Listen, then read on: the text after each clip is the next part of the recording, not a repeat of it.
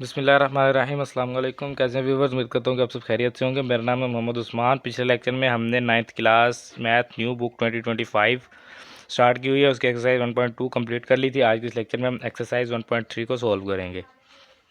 Question number 1 है हमारे पास, the sum of 3 consecutive integers is 42। Sum है 3 कंसेक्टिव इंटीजर्स का। अब इंटीजर्स क्या होते हैं हमारे पास, 0 +, -1 +, -2 + -3 अप टू सो ऑन। और कंजेक्टिव क्या होता है, यानी कि एक के बाद दूसरा। फॉर एग्जांपल 2 है तो 2 के बाद कंजेक्टिव नंबर होगा 3, उसके बाद कंजेक्टिव नंबर होगा 4। इनको कहा जाता है कंजेक्टिव नंबर। यहाँ ऐसे होगा कि 2 होगा, उसके बाद क्या होगा 4, उसके बाद क्या आ जाए 6, देन 8। ये कंजेक्टिव नंबर होते हैं, यानी कि एक सीक्वेंस के साथ हो। सो 3 कंजेक्टिव नंबर अगर ये होंगे तो ये कौन से होंगे, ये इवन होंगे। या ऐसे हो सकता है 1 3 5, ये कौन से होंगे, ये हमारे पास ऑड होंगे। Odd consecutive number, even consecutive number, या सिंपल आप कंसेक्टिव नंबर कह सकते हैं। ये 1 से स्टार्ट हो या 2 से या 3 से, कोई भी जो है वो हो सकते हैं। 10 11 12 हो सकता है, 15 16 17 हो सकता है, कोई भी 3 हो सकते हैं। इसका हमें नहीं कहा गया। हमें कहा गया कि 3 कंसेक्टिव नंबर्स हैं, उनका जो सम है वो 42 है, और वो नंबर्स जो हैं, वो इंटीजर जो हैं, वो हमने फाइंड करने हैं। सो सॉल्यूशन इसका स्टार्ट करते हैं। सबसे पहले यहाँ पर लिखेंगे लेट,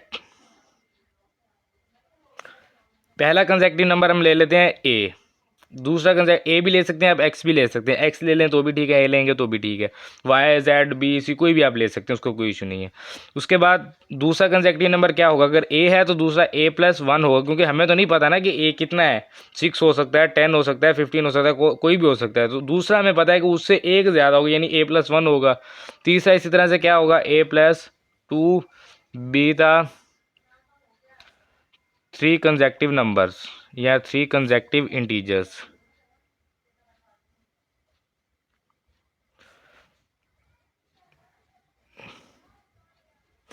सो उसके बाद अब हमें क्या गया, इन सब का सम। सम है तो a+1 प्लस a+2, ये सम जो है कितना है 42, लिख सकते हैं आप as given. So a+1 plus a+2 is equal to 42। a plus A 2a, 2a plus A 3a plus 1 plus 2 3 is equal to 42। So 3a is equal to 42 minus 3, a is equal to 39/3।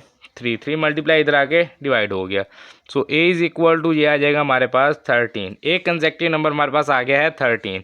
एक तो ये इसका answer है। यहाँ आप इसको answer ना लिखें, आप दूसरा लिखें। दूसरा क्या है हमारे पास, a+1 is equal to 13 + 1 is equal to 14। And इसी तरह से तीसरा जो है वो हमारे पास a+2 is equal to 13 + 2 is equal to 15। तो इसका मतलब है कि 3 कंसेक्टिव नंबर्स जो है वो है हमारे पास 13 14 एंड 15। इन तीनों का जो सम है वो टोटल 42 है। सो आप लिख देंगे 3 कंसेक्टिव नंबर्स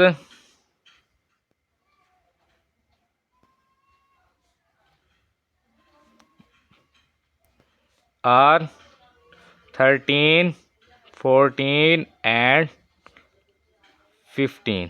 सो ये जो है ये हमारे पास इसका आंसर है, और हमारा क्वेश्चन नंबर 1 कंप्लीट हो गया है।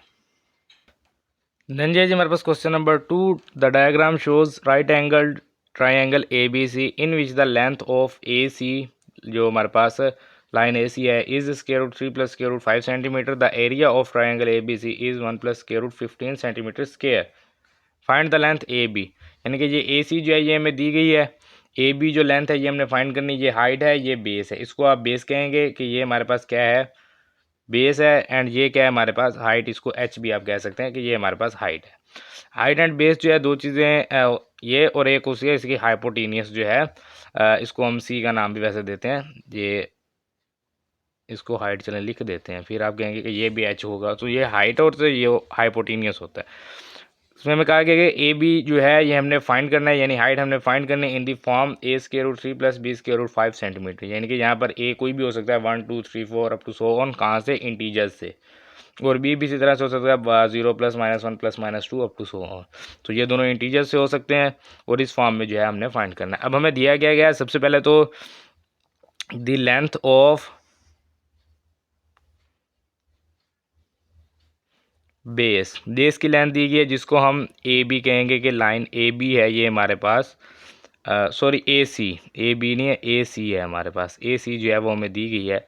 सो ये क्या होगी हमारे पास, is equal to √3 plus √5 centimetre. उसके बाद हमें दिया गया है area is equal to 1 plus √15 centimetre square. उसके बाद the length of height,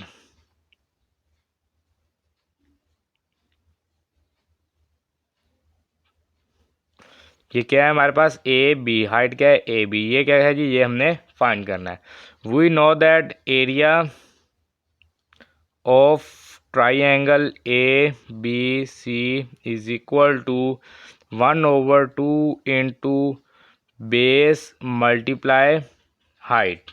base multiply height होता है, यानी कि बेस मल्टीप्लाई हाइट करेंगे तो ये क्या होता है हमारे पास एरिया। तो एरिया हमारे पास गिवन है, बेस हमने जो है वो हमारे पास मौजूद है, एंड हाइट जो है वो हमने फाइंड करनी है। सो इसी फार्मूले में जो है वैल्यूज़ को पुट करेंगे। तो area is equal to 1/2 into base multiply height. Area जो है वो हमारे पास 1 प्लस √15 था, is equal to 1/2 into base जो है ये हमारे पास √3 प्लस √5 जो है ये गिवन है,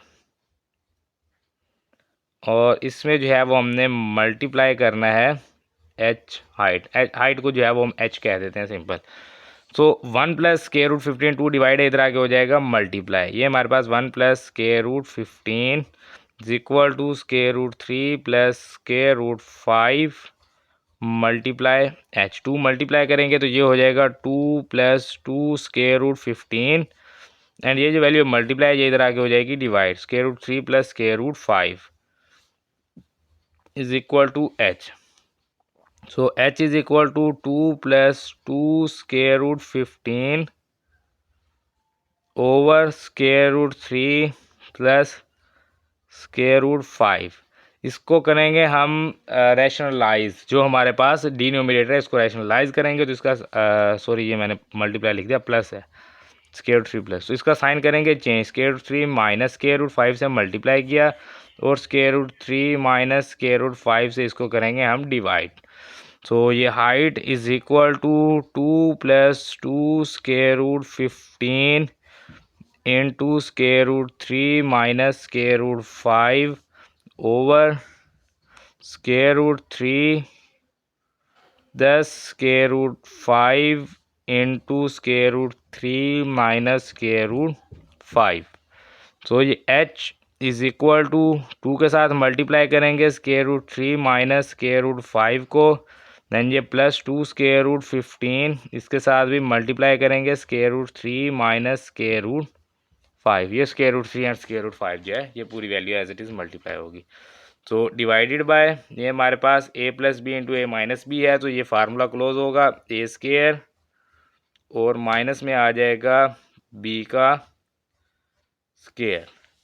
सो height is equal to 2 √3 minus 2 √5, ये plus 2 √15 dot √3 minus 2 √5 divided by हमारे पास क्या है जी, √3 का स्क्वायर 3 माइनस √5 का square 5।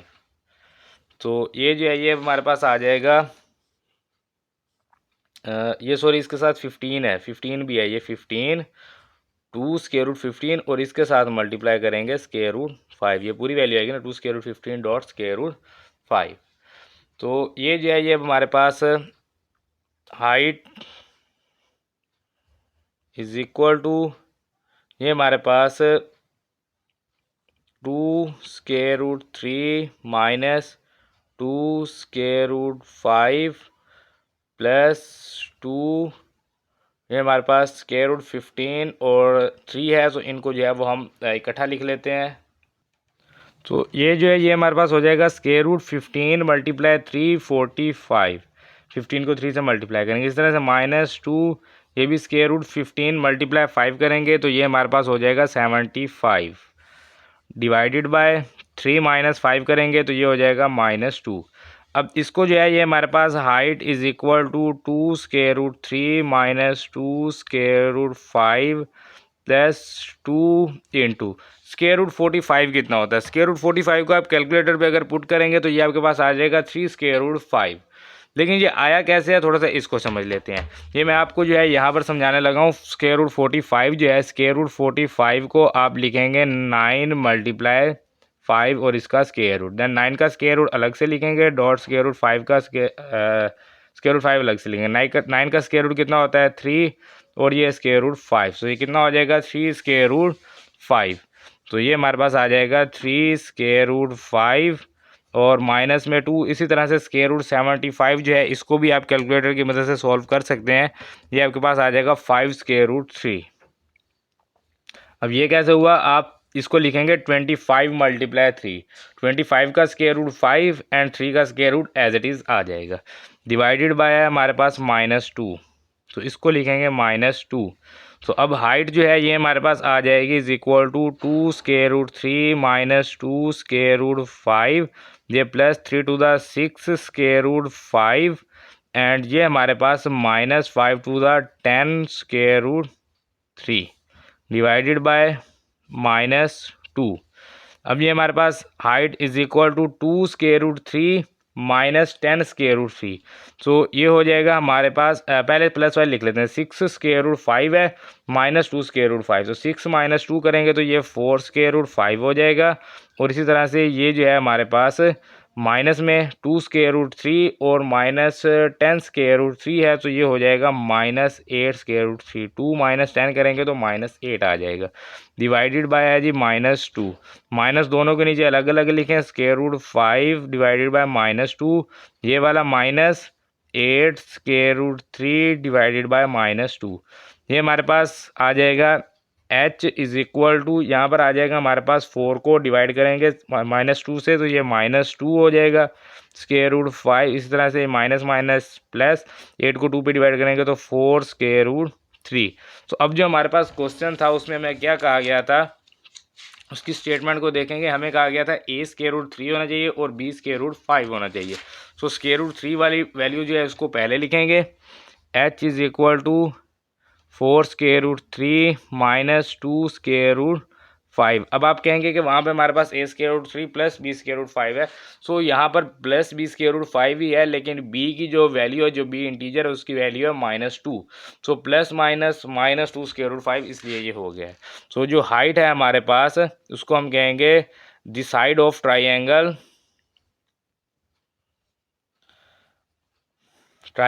A B C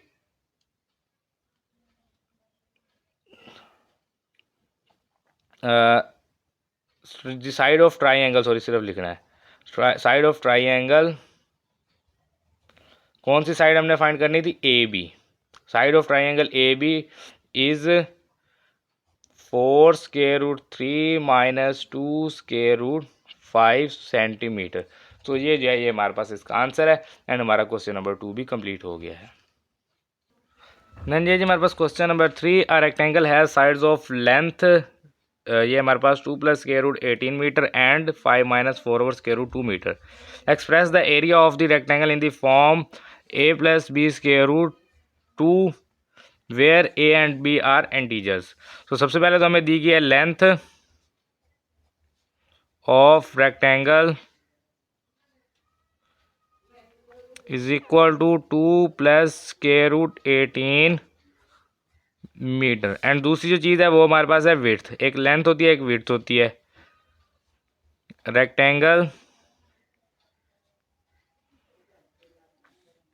5 minus 4 over square root 2 metre.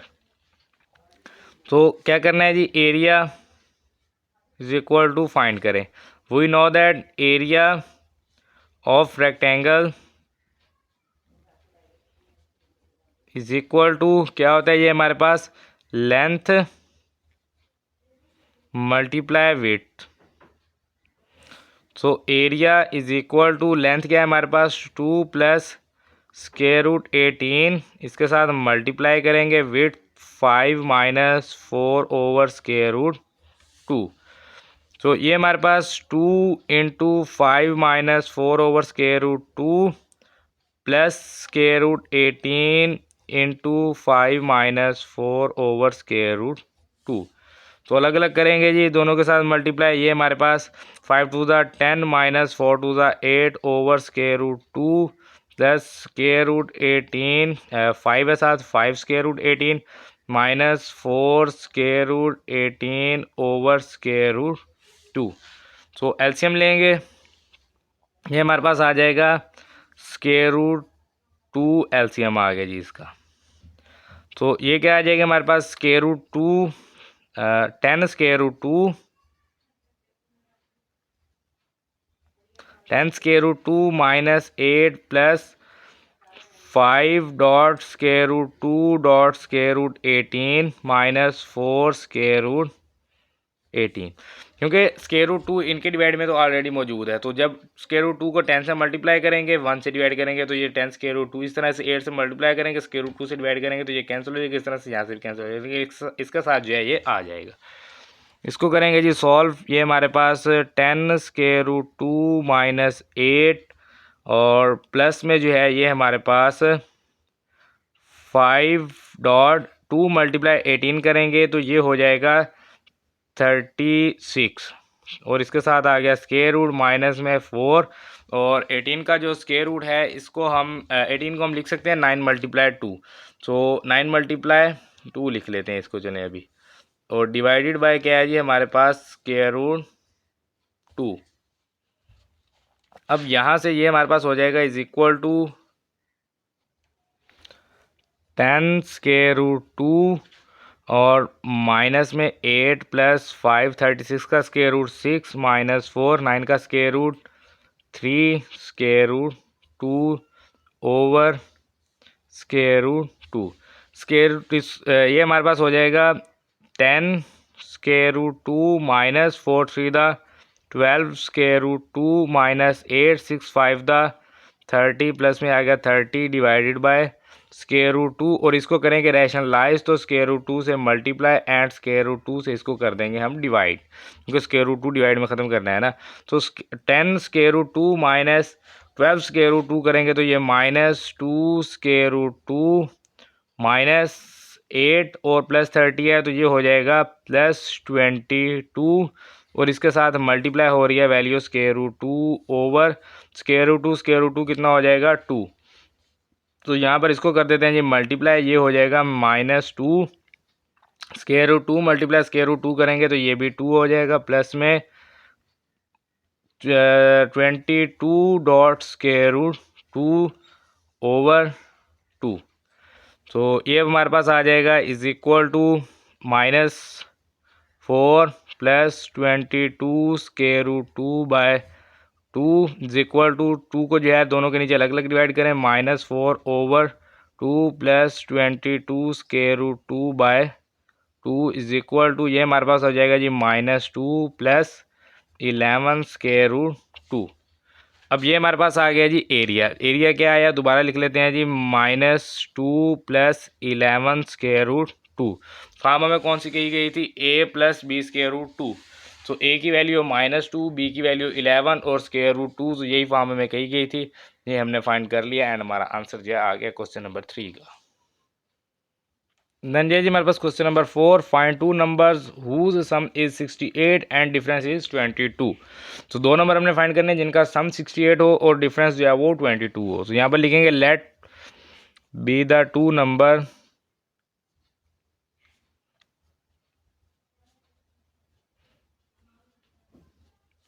Are a and b. तो दो नंबर हमने लेट कर लिए हैं कि एक ए है एक बी है। सो इन दोनों का सम जो है वो कितना है 68 एंड इन दोनों का डिफरेंस जो है वो है 22। सो इसको इक्वेशन 1 कह देंगे, इसको इक्वेशन 2 कह देंगे। अब चाहे तो आप इन दोनों को प्लस कर लें, चाहे इन दोनों को सब्ट्रैक्ट कर लें यानी माइनस कर लें। तो लिखेंगे बाय एडिंग, मैं ऐड करने लगा हूँ, एडिंग इक्वेशन 1 एंड 2। तो ये हमारे पास हो जाएगा a plus b plus a minus b. Left side वाले लेफ्ट साइड पे दोनों प्लस करेंगे और राइट साइड वाले दोनों को राइट साइड पर ही प्लस करेंगे। इसके अलावा आप नीचे लिख के भी जो है इनको कर सकते हैं। इसी तरह यहाँ पर डिवाइड लगाएंगे, plus minus cancel, a plus a 2a and इनको प्लस कर सकते हैं, वो भी ठीक है। ये हमारे पास a plus b plus a minus b is equal to 68 plus 22 करेंगे तो ये हमारे पास हो जाएगा जी 70 और 90 हो जाएगा। और b positive and negative cancel, a plus a 2a is equal to 90, a is equal to 90 by 2, a is equal to 45। एक नंबर हमारे पास आ गया है।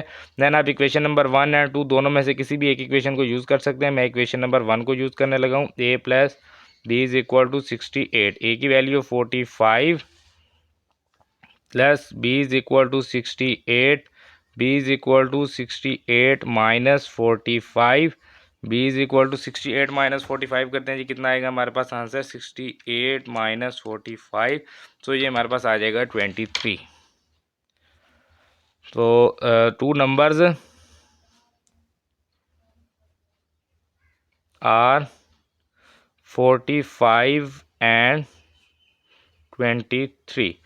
इन दोनों को सम करेंगे तो 68 आएगा। अगर इन दोनों को माइनस करेंगे तो हमारे पास क्या आएगा जी 22। 45 में से 23 माइनस करके देख लीजिएगा 22 ही आएगा, और सम करेंगे तो 68 ही आएगा।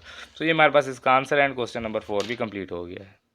देन जी हमारे पास question number 5, the weather in Lahore was unusually warm during the summer of 2024। वो कह रहे हैं कि 2024 में गर्मियों में जो है लाहौर का जो मौसम है वो गैर मामूली तौर पर वार्म है, यानी गर्म है।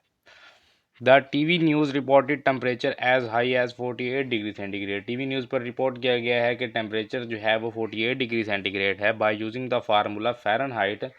फ़ारेनहाइट का फार्मूला जो है वो हमने यूज़ करना है। एंड फार्मूला क्या है 9/5 डिग्री सेंटीग्रेड प्लस 32।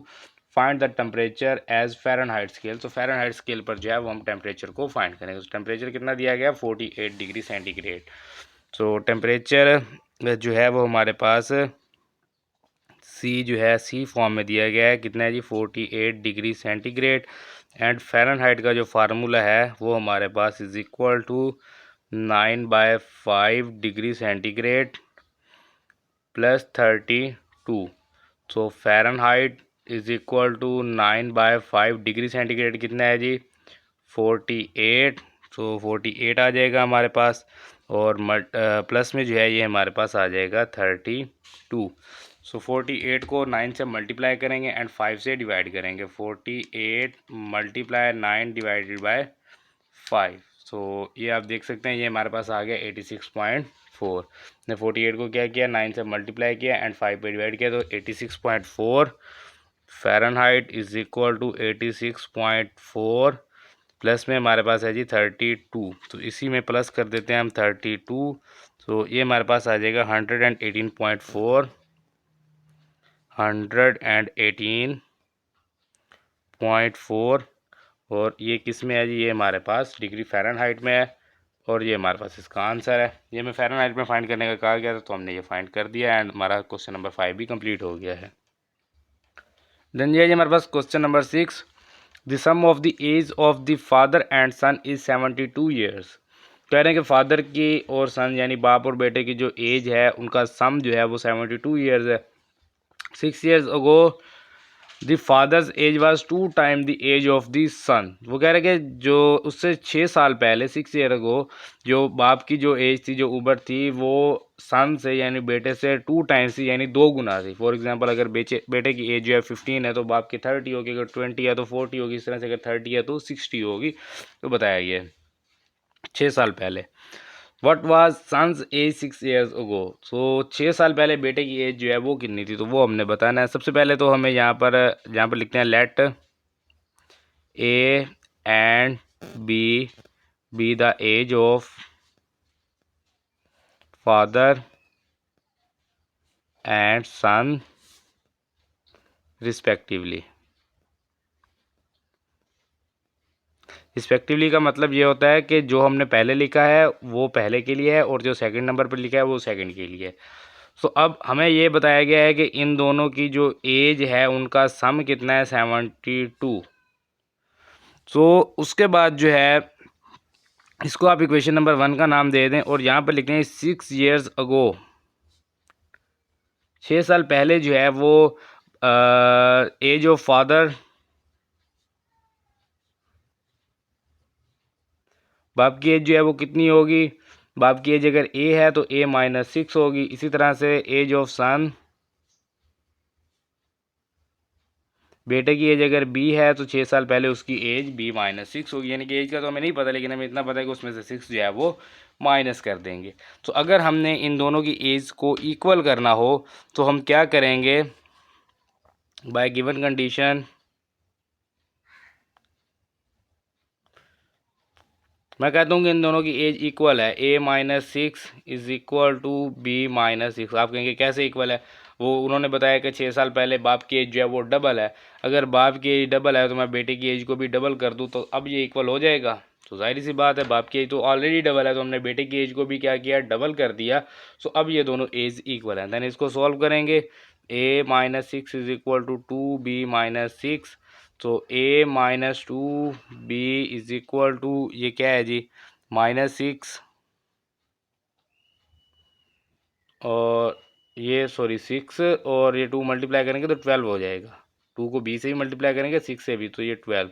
तो ये -12 और ये +6, माइनस है साइड पे आकर प्लस हो जाएगा। So a -2b is equal to -6। Then इसको कह देते हैं equation number 2। So equation number 1 and 2 को क्या करते हैं जी, ए यहाँ पर a+b है, यहाँ पर a -2 भी है, तो इन दोनों को कर देते हैं माइनस बाय सब्ट्रैक्टिंग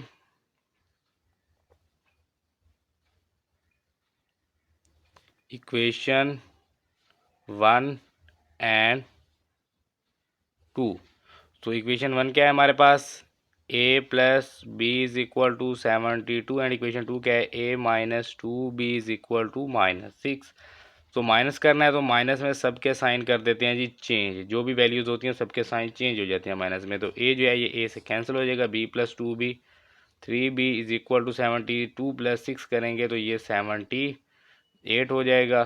तो 3 को जो है वो 78 से करेंगे डिवाइड, तो ये जो है ये हमारे पास आ जाएगा 28। तो b इज़ इक्वल टू आ गया यहाँ से हमारे पास b इज़ इक्वल टू 28। ये तो आ गई बेटे की करंट एज जो हमारे पास इस टाइम मौजूद है जब उन दोनों की एज का सम 72 था, ये क्योंकि b की वैल्यू आई है। अब हमें क्या चाहिए, b -6। सो b -6 यहाँ पर पुट करेंगे तो b की वैल्यू 28 -6 इज इक्वल टू 28 -6 करेंगे तो 22। तो ये है age 6 years ago, age of son is 22। So 6 साल पहले जो है उसकी एज जो है वो कितनी होगी, 22 होगी। ये सॉरी ये मैंने ना 78 को 3 से डिवाइड किया, 78 डिवाइडेड बाय 3, तो ये हमारे पास 26 आया, मैंने इसको गलती से 28 लिख लिया है। तो ये इसको 26 करेंगे, ये हमारे पास b की वैल्यू कितनी है, 26। सो 26 में से 6 को जो है वो माइनस करेंगे, ये 26 है, 26 में से 6 को माइनस करेंगे तो 20 आ जाएगा। सो एज कितनी होगी, 20 ईयर्स। तो इसको जो है वो सही कर लेंगे, यहाँ पर 28 की मिस्टेक होगी। तो ये हमारा क्वेश्चन नंबर 6 भी कंप्लीट हो गया है।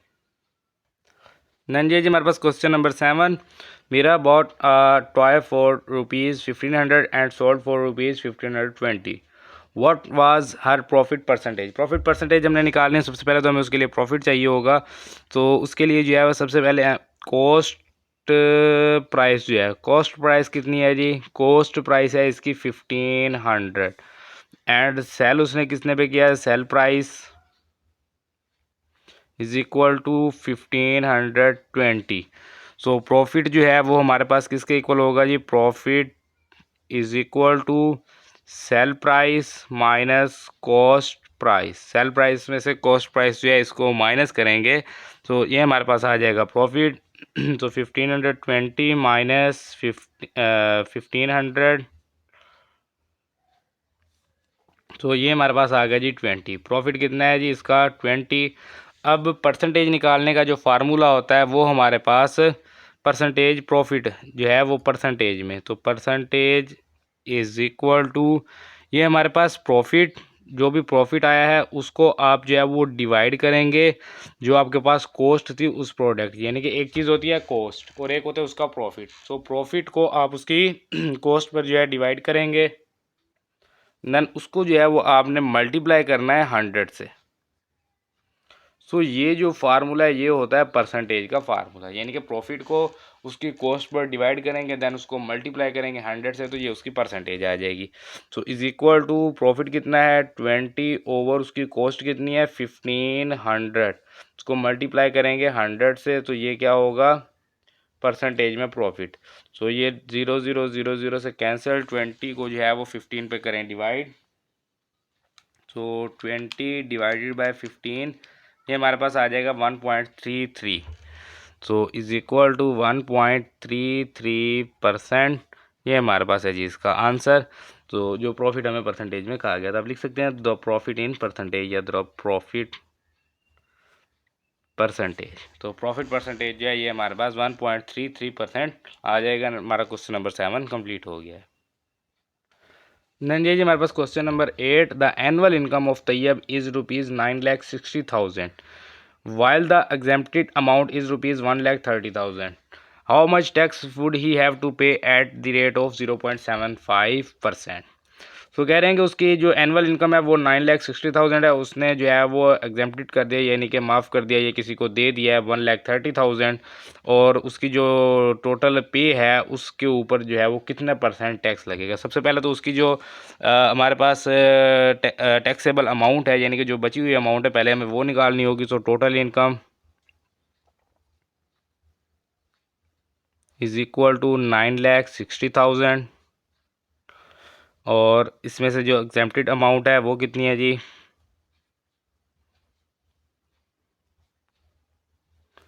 1,30,000। तो टैक्सेबल अमाउंट कितनी होगी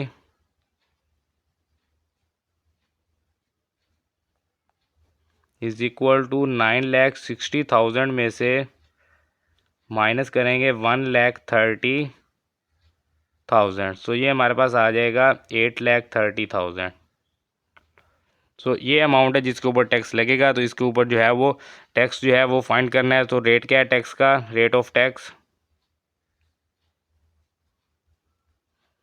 0.75%।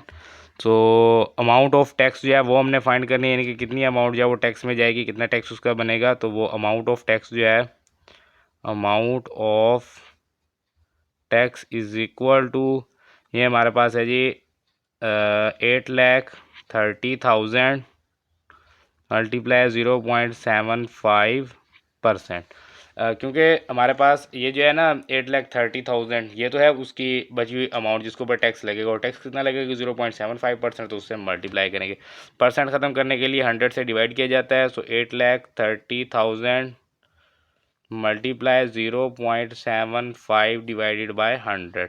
सो ये 2 ज़ीरो इधर से 2 ज़ीरो कैंसिल कर देंगे, ये हमारे पास 8,300 रह गया है। तो 8,300 को 0.75 से करते हैं मल्टीप्लाई, 8,300 मल्टीप्लाई 0.75, तो ये हमारे पास आ जाएगा 6,225।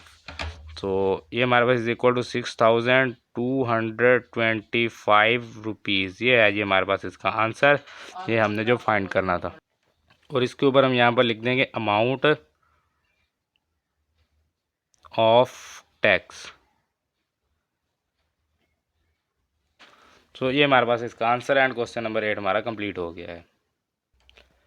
देन जी हमारे पास क्वेश्चन नंबर 9, इसमें हमें कहा गया है find the compound markup on ₹3,75,000 for 1 year at the rate of 14% compounded annually.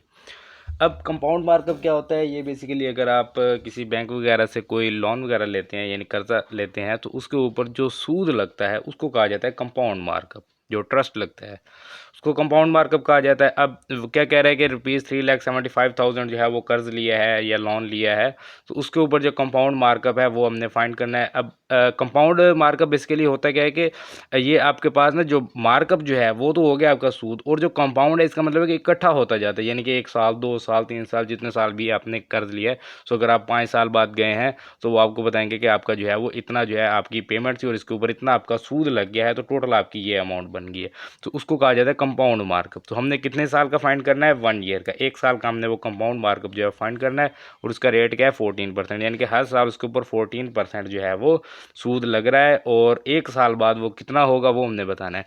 वैसे तो क्योंकि ये 1 साल का आ गया तो इसको सिंपल आप 3,75,000 को 14% से मल्टीप्लाई करेंगे, यानी परसेंट हटाने के लिए 100 से डिवाइड करेंगे, तो आपके पास जो है वो आ जाएगा।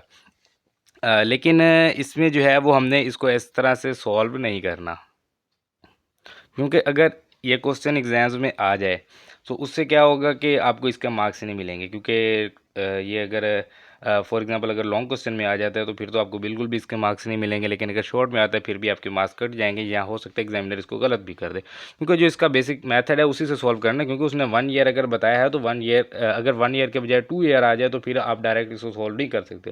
ये तो 1 ईयर के लिए हो गया कि आप इसको डायरेक्ट कर देंगे, इसको इससे मल्टीप्लाई कर देंगे तो आपके पास आंसर आ जाएगा। परसेंटेज हटाएंगे तो 100 नीचे आ जाएगा। सो 100 से 2 जीरो कैंसिल, 3,750 को 14 से मल्टीप्लाई करेंगे तो आपके पास आंसर आ जाएगा। लेकिन हम इसको बिल्कुल सही जो मेथड है उससे हम इसको सॉल्व करेंगे। तो उसके लिए जो है वो हमारे पास जो ये जो अमाउंट दी गई है इसको कहा जाता है प्रिंसिपल अमाउंट। तो प्रिंसिपल अमाउंट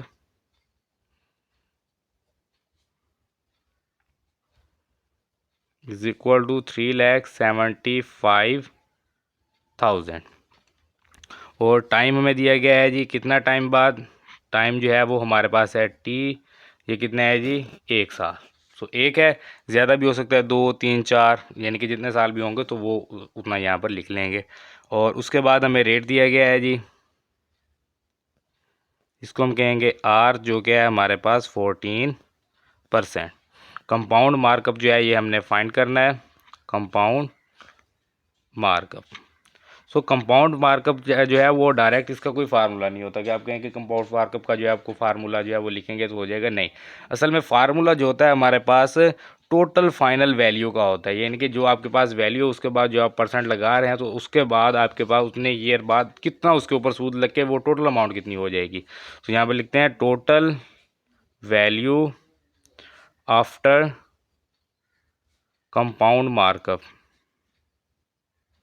यानी कि वो कंपाउंड जो है वो 1 साल 2 साल 4 साल 10 साल जितने साल भी है उतने सब का मिला के, और ये अमाउंट मिला के जो पेमेंट है वो हमारे पास होती है टोटल वैल्यू।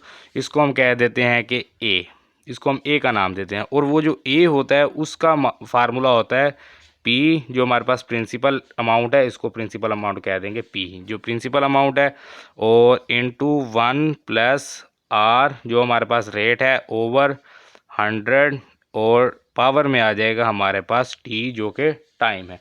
सो क्योंकि अब टाइम 1 है तो इसीलिए ये बिल्कुल सिंपल सॉल्व हो जाएगा। लेकिन अगर टाइम ज़्यादा होता 2 ईयर्स या 3 ईयर्स होता तो फिर आप जो है आप इसी फार्मूले से सॉल्व कर सकते हैं, फिर आप इसको मल्टीप्लाई नहीं कर सकते, ये आपने याद रखना है। अगर कुछ टीचर्स जो हैं वो अगर आपको इसको मल्टीप्लाई भी करवा देंगे तो आपने ये याद रखना है कि वो 1 ईयर के लिए, अगर क्वेश्चन में 2 ईयर या 3 ईयर आ जाएगा तो फिर यही मैथड ही यूज़ होगा जो कि असल मैथड है। So A is equal to P, P basically क्या है हमारे पास प्रिंसिपल अमाउंट है 3,75,000, इसको पुट करेंगे इंटू 1 प्लस आर, आर क्या है हमारे पास रेट, रेट कितना है 14 ओवर 100, क्योंकि परसेंट को उसने ऑटोमेटिकली ओवर 100 कर दिया है।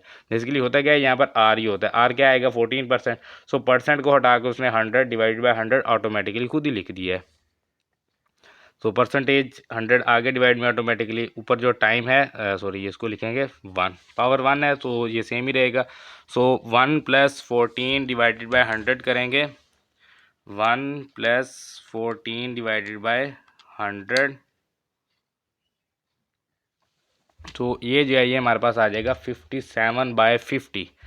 तो a is equal to 3,75,000 into 57/50। So 57/50 जो है इसी को हम डायरेक्ट मल्टीप्लाई कर देंगे 3,75,000 से।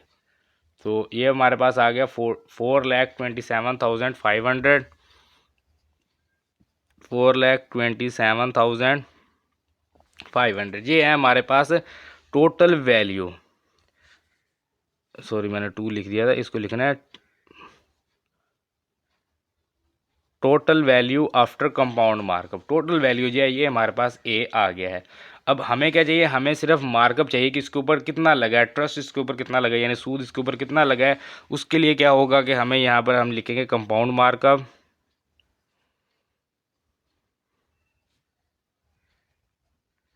इज इक्वल टू ए जो हमारे पास टोटल वैल्यू है, और माइनस में पी जो हमारे पास प्रिंसिपल वैल्यू, क्योंकि पी तो हमारी पहले खुद वो वैल्यू है जो हमने सूद लिया है, और ये वो वैल्यू जो हमने पे करनी है। तो इसमें कितना उन्होंने सूद शामिल किया उसमें से हमें ये पी निकालना होगा। सो 4,27,500 में से जो है आप माइनस करेंगे जो प्रिंसिपल वैल्यू है 3,75,000। तो ये जो है ये आपके पास आ जाएगा, इसमें से माइनस करते हैं जी, 4,27,000 माइनस 3,75,000। तो ये हमारे पास आ गया है जी 52,500।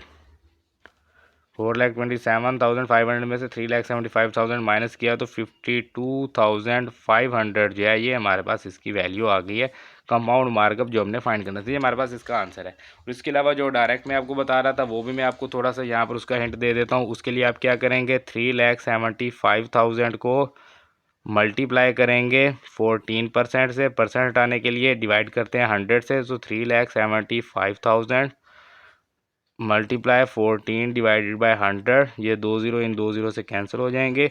सो ये हमारे पास 3,750 जो है, या 3,750 आप इसको कह लेंगे, इसको आप मल्टीप्लाई करेंगे 14 से, तो ये आपके पास 52,500 आ जाएगा।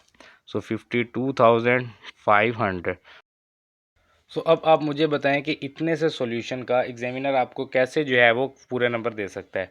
और इसमें जो दूसरी चीज़ है वो ये है कि यहाँ पर कितना दिया हुआ है 1 ईयर, तो ये कितने का है 1 ईयर का। अब कुछ स्टूडेंट कहेंगे कि सर अगर यहाँ पर 2 होगा तो हम इसको 2 से मल्टीप्लाई कर देंगे, अगर 3 होगा तो हम इसको 3 से मल्टीप्लाई कर देंगे, तो ऐसा नहीं होता। अब उसकी वजह ये है कि ये जो 1 ईयर का है ये जब इसमें ऐड होगा, ये जो आपके पास टोटल अमाउंट बनेगी अगले साल जो है आपका इसके ऊपर ट्रस्ट लगेगा, अगले साल आपका इस अमाउंट के ऊपर ट्रस्ट नहीं लगेगा। फिर आपकी ये जो अमाउंट है जो आपने ट्रस्ट नहीं दिया वो भी अब उसी लोन में ही शामिल हो जाएगी। तो फिर अब जब वो लोन में शामिल होगी तो अब आपके पास ये अमाउंट बन जाएगी, तो इसके ऊपर तो ये ट्रस्ट नहीं बनेगा, ये तो ट्रस्ट इस अमाउंट का है, तो उसके ऊपर ट्रस्ट तो ज़्यादा बनेगा, तो फिर भी गलत हो जाएगा। तो इस वजह से जो है ये जो इसका सोल्यूशन है ये सबसे बेटर सोल्यूशन है, और ज़्यादा मुश्किल भी नहीं है, एक फार्मूला ही तो है। यहाँ पर भी R/100 जो है अगर आपको मुश्किल लगता है तो आप अकेला 1+R ही कर लें। तो 1+R जो है इसमें भी क्या है कि देन जो है आप R जो है वो परसेंटेज में पुट करेंगे 14%, तो परसेंट जब डिवाइड करेंगे 100 तो ये कैंसिल हो मतलब ये है 14/100 आ जाएगा। सो सिंपल है, बाकी इसमें कुछ भी जो है वो मुश्किल नहीं है। सो ये आपका क्वेश्चन नंबर 9 कंप्लीट हो गया, इसके साथ हमारी एक्सरसाइज भी कंप्लीट हो गया। सो इंशाल्लाह मिलते हैं अगले लेक्चर में अगले एक्सरसाइज के साथ, तब तक अपना ख्याल रखिए, दुआ में याद रखिए। अल्लाह हाफिज़।